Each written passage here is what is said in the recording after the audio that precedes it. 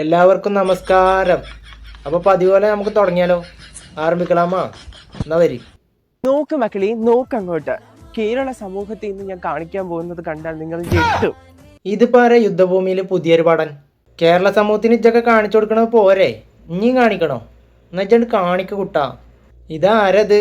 കുണ്ടന്നൂർ തറവാട്ടിലെ മണിയൻ തമ്പുരാട്ടിയല്ലേ?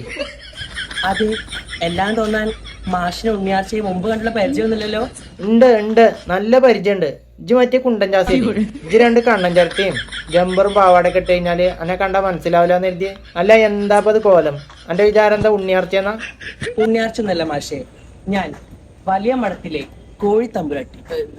അതെ, കോഴി തമ്പുരാട്ടിയാ. എന്ത് കോഴി തമ്പുരാട്ടിയോ? ഏത് പൂവൻ കോഴിയോ? ഇജ്ജ് കോഴി തമ്പുരാട്ടിയും കാട തമ്പുരാട്ടിയും എന്നല്ല, നമുക്ക് എല്ലാവർക്കും അറിയാം ഇജ്ജ് നല്ല ഒന്നാന്തരം മണിയൻ തമ്പുരാട്ടിയാണ്. താങ്കൾ എന്താ ഇവിടെ? ഇപ്പൊ തമ്പുരാട്ടി അമ്പലത്തേക്ക് പോകാനുള്ള സമയം അറിഞ്ഞൂടെ? മാറി നിൽക്കുക അശ്രീകരങ്ങൾ. എവിടേക്കാ പോകണമെന്ന് പറഞ്ഞ? അമ്പലത്തേക്കോ? എന്തായാലും ഇജ്ജ് പതുക്കെ നടക്ക്, അല്ലെങ്കിൽ പള്ളിയിൽ മണിയടിക്കാൻ എത്തിയിട്ടേ എല്ലാരും കുമ്പസാരത്തിന് വരും.